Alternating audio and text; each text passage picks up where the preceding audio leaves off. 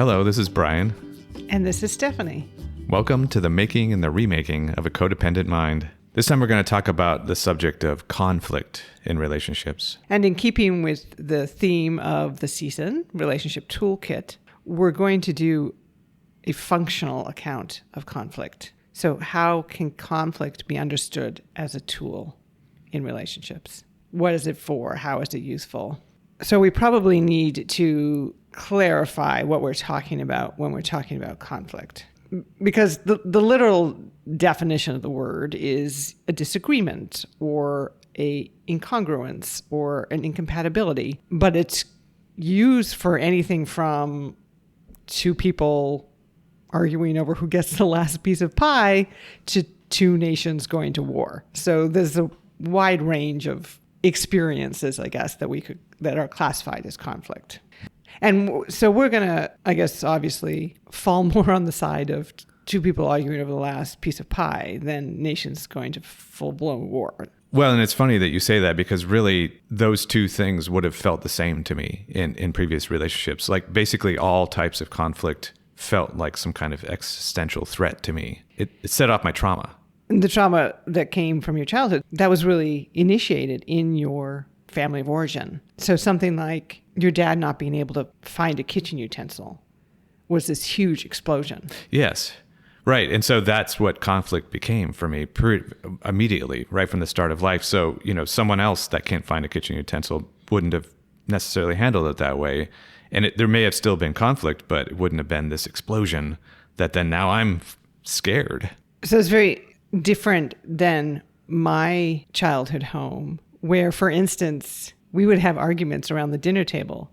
And I remember when we would have, say, friends over or romantic partners would come into that environment, some of them had a very different experience with conflict and disagreement in their own homes and would get very nervous to hear us all arguing because it felt threatening to them. Yes. Where for us, it just felt a natural way of interacting. I would have been one of those people that would have reacted that way because, it all made me anxious. Watching it in movies made me anxious.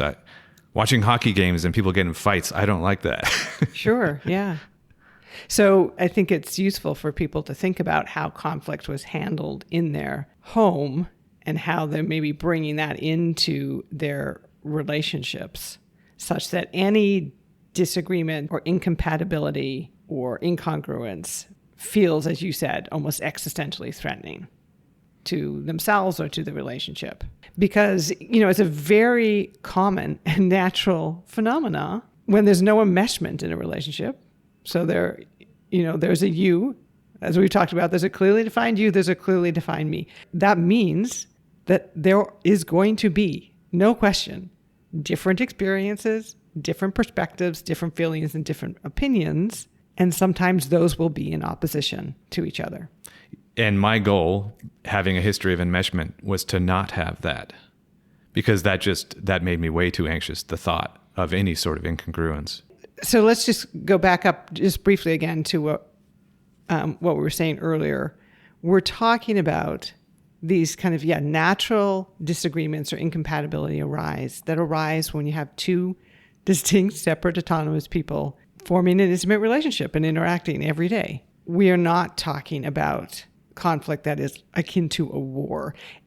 So in relationship terms, we're not talking about conflict that arises from abuse or from profound betrayal, for instance. We may do an episode on betrayal and repair, but it's a totally different topic, really. Yes. And if people are responding to these natural disagreements or oppositions that happen in a relationship with abuse, so with belittlement, with guilt, with aggression, then that relationship needs to end.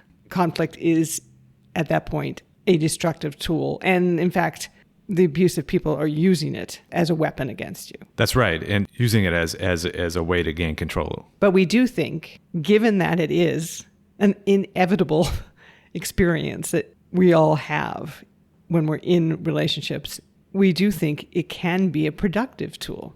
Right. As you said, when we're not enmeshed, because enmesh is a side tool to avoid it. And even those of us who didn't grow up in a high conflict home or a conflict adverse home, it's still unpleasant. Like it can be unpleasant or uncomfortable for most people to be in conflict with a person that they care about, with the person that they live with. Yes, absolutely.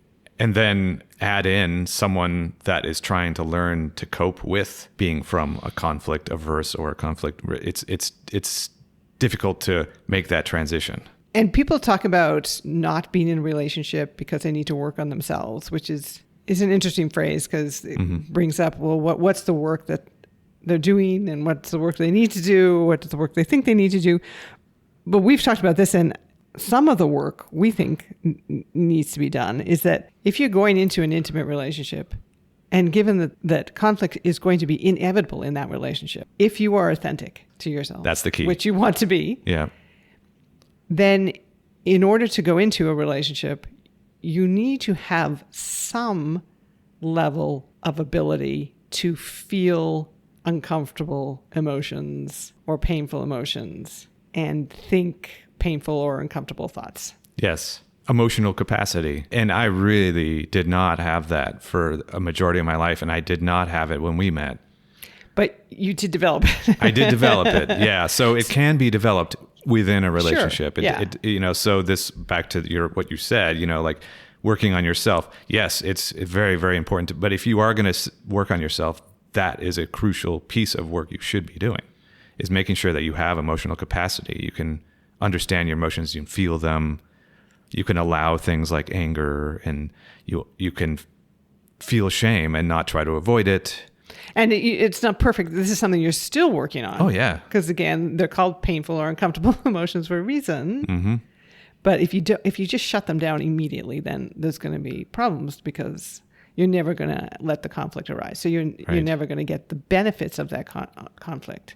Yeah, and so part of it is feeling entitled to having a perspective. It was another thing that it was one of my tactics, was to really not have a very solid perspective on anything, very, very solid opinions.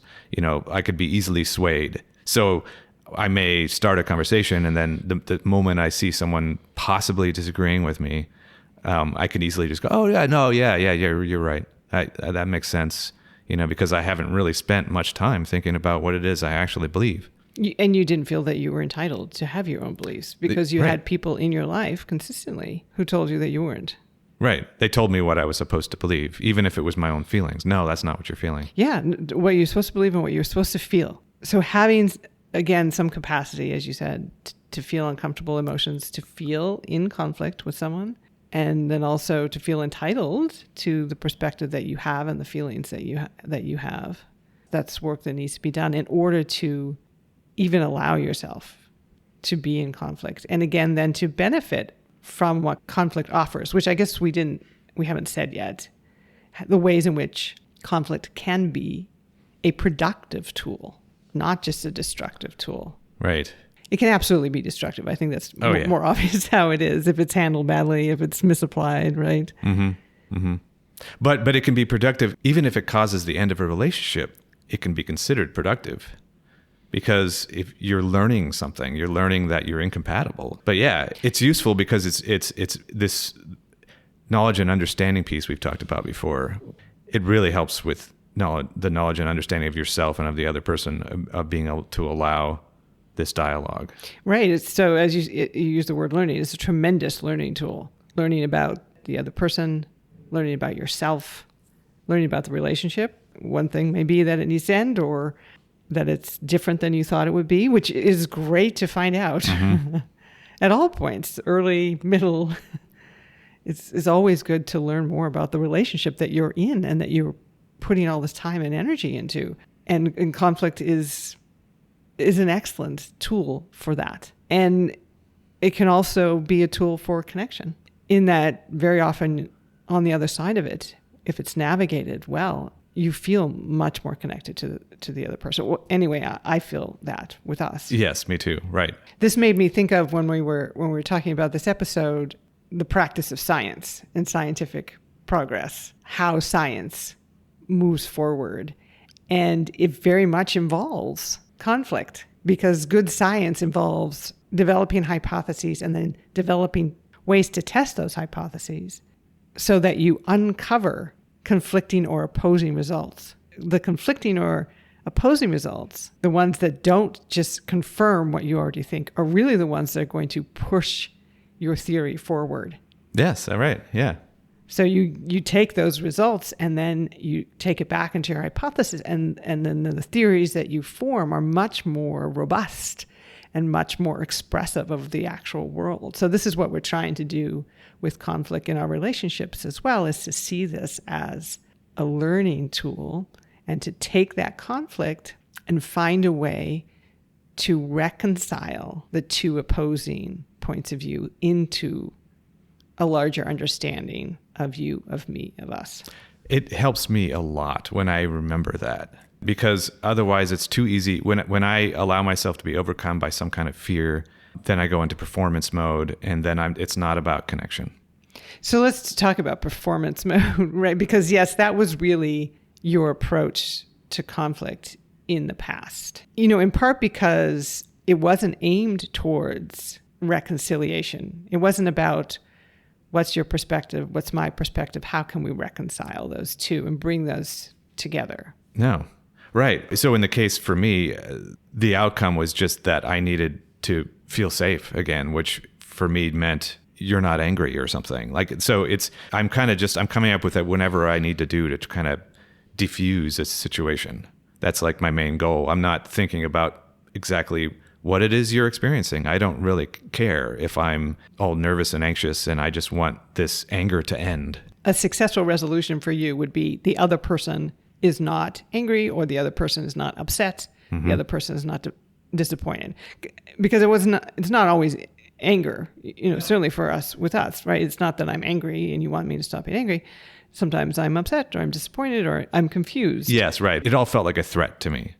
It kind of triggered my threat response system in a similar way. So whatever I need to do, even if it's to lie, if it's to agree with you, to say you're right when I don't think you are, to take responsibility for something that isn't my responsibility, whatever I need to do to make this smooth and back to the way it was before this disagreement happened.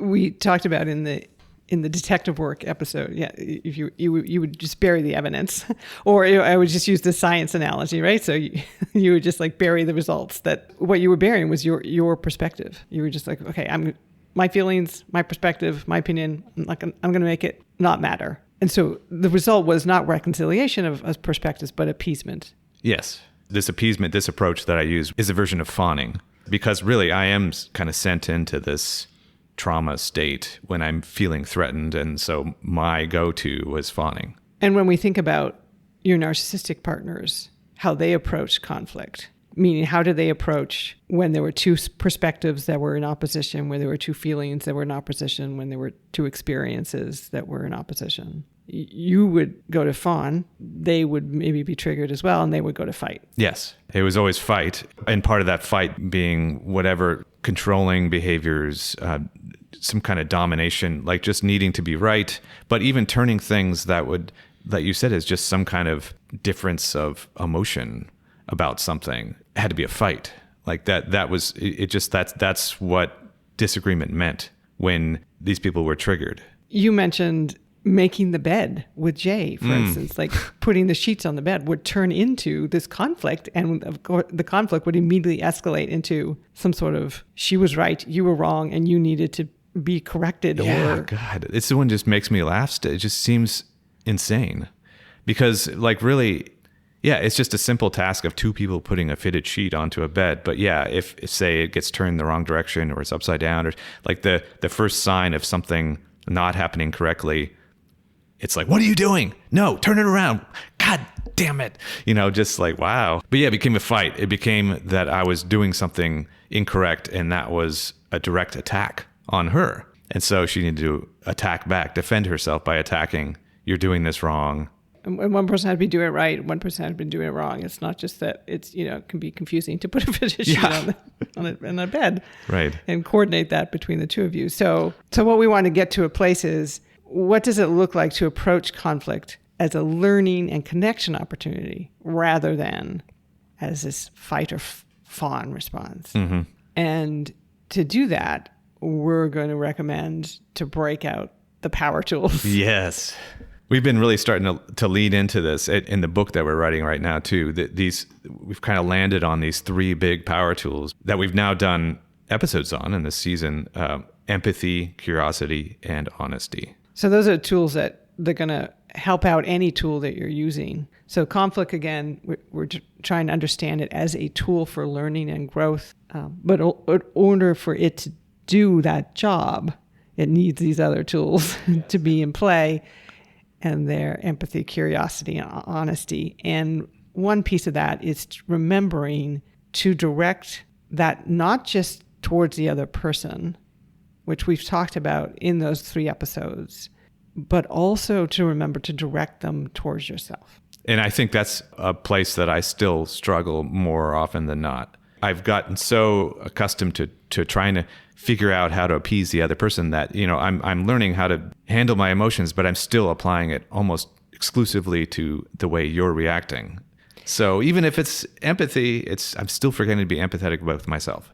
Or curiosity, you're still forgetting to be curious about yourself, that you deserve that as well. Right. I can completely overlook if I'm, say, actually upset or angry about an interaction we had. And then empathy and curiosity, if it's just directed at me and not directed at yourself, almost become a version of fawn. They almost become performance. Mm-hmm. My old system is always trying to find a backdoor way of using the same behaviors, it seems like. So to direct it towards yourself would mean things like asking yourself, not just asking me, but asking yourself, what am I feeling? Mm-hmm. And why am I feeling that? And saying to yourself, I understand why I feel this way. It makes sense. It's okay that I feel this way. And allowing yourself to be honest that there is a conflict.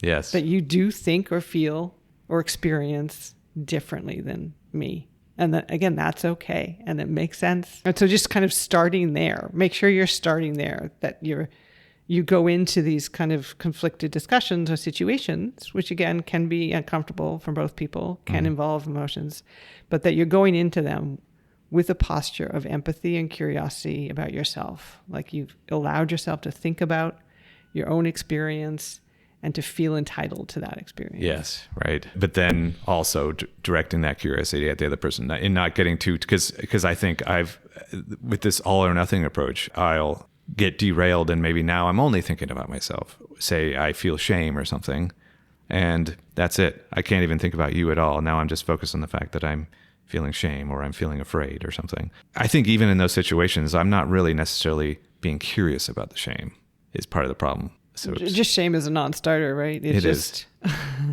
Once you start feeling shame, then it's really hard to continue down any productive path, which is why it's perfectly okay to take a break as well. And that's part of feeling empathy for yourself and asking that the other person offer you that empathy, which you're entitled to empathy and curiosity and honesty in conflict situations. You're entitled to it from your partner and you're entitled to direct it at yourself as well.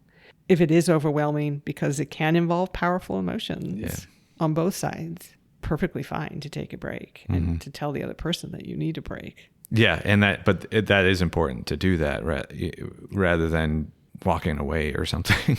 It's important to communicate that, yes. Is that what you're saying? Yes. Yeah, it's important to communicate that rather than just say getting up and walking away. And then now you're just being avoidant. And we've done this for sure. Both of us have done that. Both of us have needed a break. I sometimes ask for a break because maybe I'm feeling angry and I'm having a difficult time managing that anger in a productive way. And I don't want to say anything or do anything that's destructive because even though I'm angry, I recognize that I'm not allowed just to dump that on you.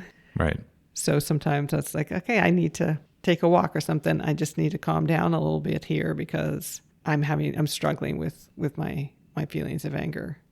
Yeah, and for me, as we've already said, shame is usually the time that I find I need to take a break because it's really difficult to not fall into performance or faux apologies and things like that we talked about in the last episode when I'm feeling shame. Because I need to get out of it. I need validation of some kind to enlist you to help me get out of it. And now we're not even having the same conversation. And the point is reconciliation. That's what we're pointed towards. We're not trying to win or lose. Yes. We're trying to understand both of the perspectives or feelings and to find a way to reconcile them, to say, what's the umbrella theory that all of this can go under? And so then this is kind of a good way to talk about then if we do take a break from a conversation, then, but that the key is that we're taking a break from it because it's likely unresolved. We haven't come to an understanding or agreement. And then now it's just hanging out there. And in the past, when that might happen with us, certainly when it happened with your previous relationships, you would just take that opportunity just to let it go completely. Yes. Yeah. And that worked in the previous relationships because it's two people trying to avoid their emotions. So I would usually probably end the conversation with some kind of a false appeasement. And then, they may be angry for a while, but now I'm just waiting for their anger to go away. That's it. And then it goes away and yay, we're back to where we were. And that's dangerous, right? Because what conflict is exposing is a disconnect, is an opposition that needs to be resolved. Otherwise, it just gets bigger. Yeah. And I wouldn't leave those scot-free because, now I have resentment, and I wasn't focused on that. I mean, I didn't really realize that. But yeah, every time one of those happened, I had shame for betraying myself and lying to say, yes, you're right. And then I also had resentment because this person won this battle. And you didn't learn what you needed to learn. No. About the other person, about yourself, about the world around you. So you just had this conflict. What we're looking for is that reconciliation, is to learn and for this relationship to grow. So the break has to be just that, a temporary break. And we need to come back together, which we do, and take it up again. Yeah. And I could think of kind of this progression that I took when it came to that over the years. Like say in our earlier years. So part of when you're taking this break is hopefully you're doing some reflection that maybe you had a hard time doing. You took a break. You may take a break because you're feeling angry, but now you're calming down and you're reflecting.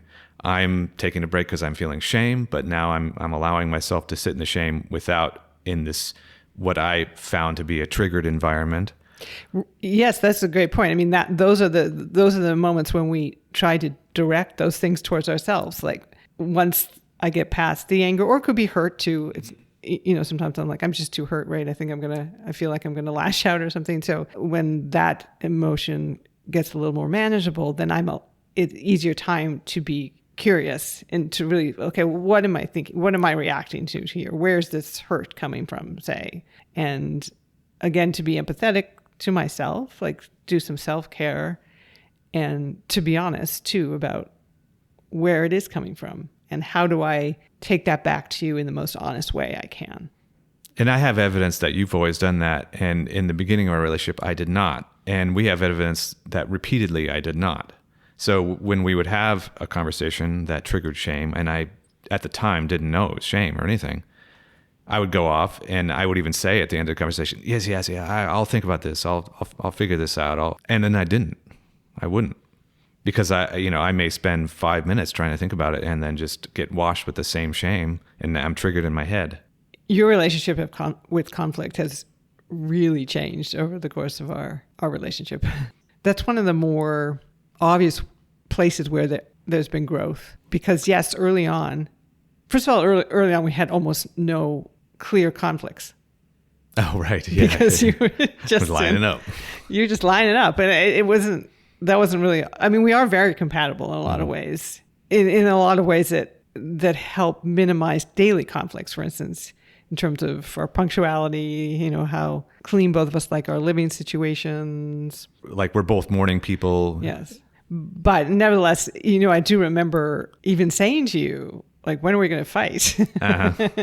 We should have a fight. Just get over with. See what it's like. Because actually, that's another way that conflict is useful. It's useful to learn how the other person handles conflict. Like that's something that's useful to know pretty early on. And we just never had it. And then we started to have it because it's just going to come up. And the reconciliation work that you did early on looked very like the reconciliation work that I'm assuming you did in your previous relationship. The very first step back in our earliest days, which was me just continuing what I did before, which was just wait it out. Like I just said earlier, I wouldn't go think about it because it gave me too much shame and fear to think about it.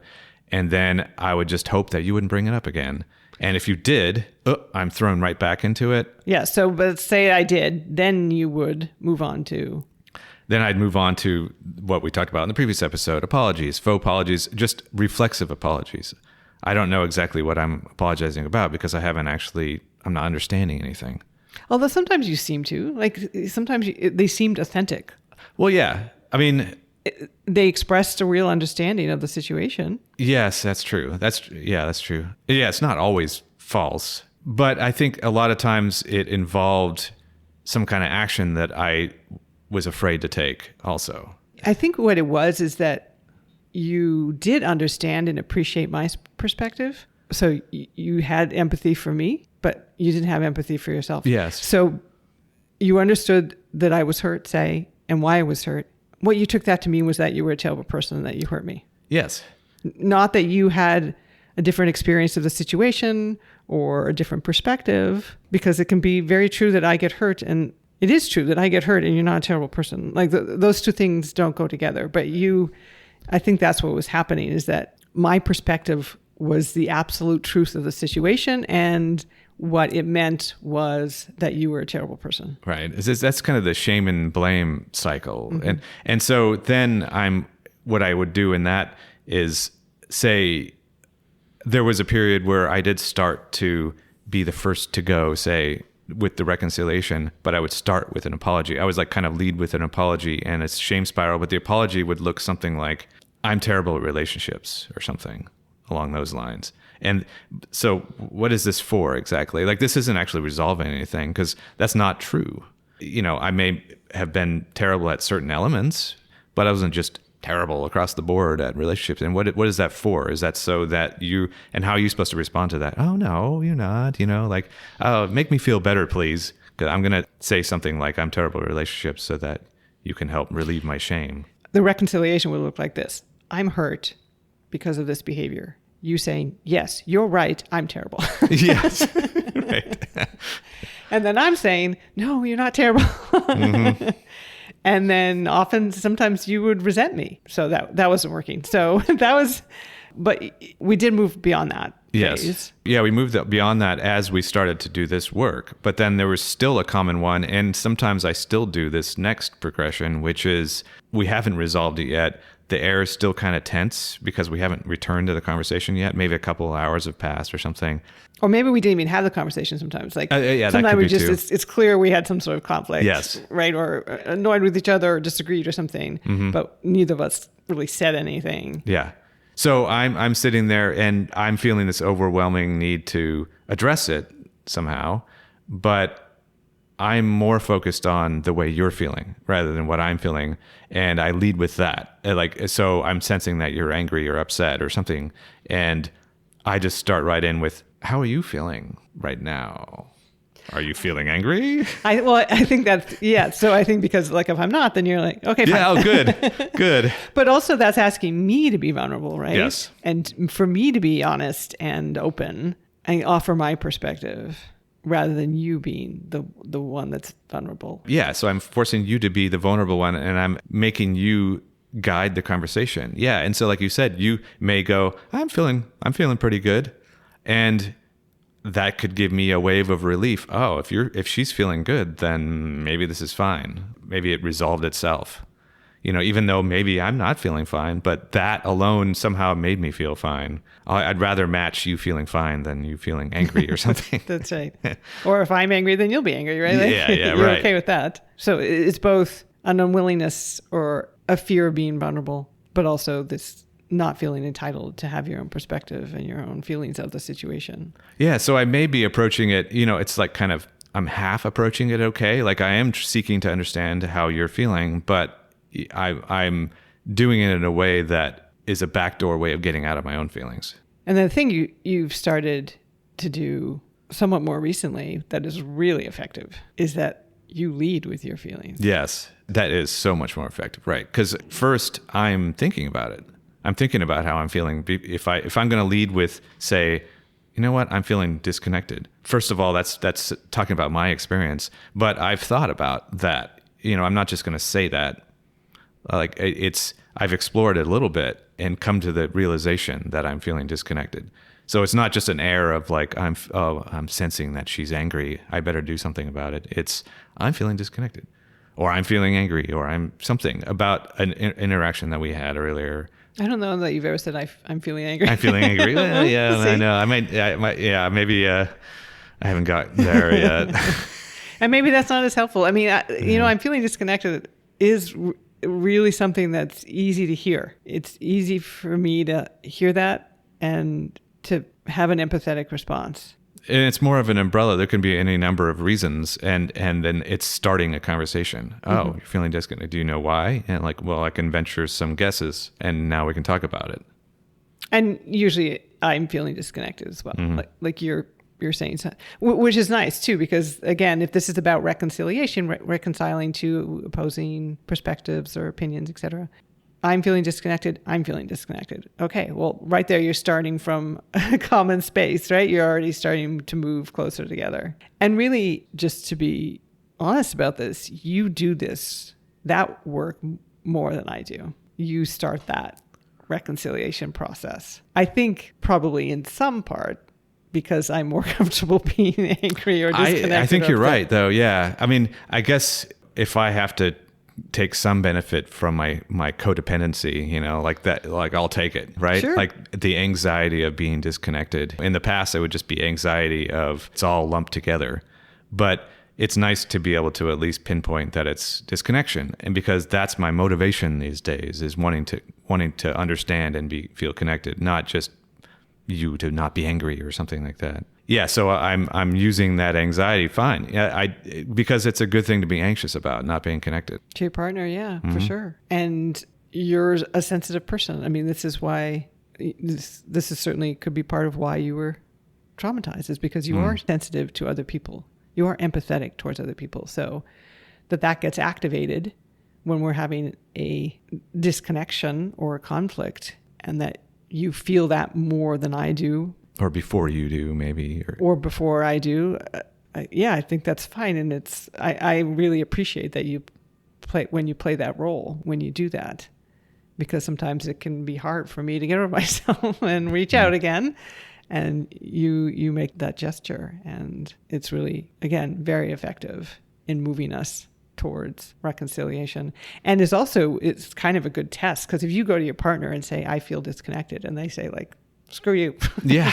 Then that's not a good partner. Right. That's something that you should be able to say to each other, and for the other person to receive it as what it is, as a bid to try to reconcile the disagreements, not as a ploy to win or to be right. So keeping in mind the three separate entities, keeping in mind that we're entitled to our own opinions and positions and emotions, and remembering that the other person is also, and those aren't always going to line up, and that conflict is about understanding myself, understanding you, so that hopefully it leads to connection, and a stronger connection. So when it arises, you could be like, excellent, learning opportunity. I'm going to learn something about myself here. I'm going to learn something about the other person. I'm going to learn something about a relationship. I'm going to learn something about the world through trying to reconcile these two opposing perspectives. And then it can be invigorating. Yes, it can be. Right. I mean, if I start to have shame or fear come in, that's a hard thing to deal with. But, having that in mind, that this is going to be a learning experience, does help. So we hope you learned something today here with us. And please join us again in a couple of weeks. Thank you.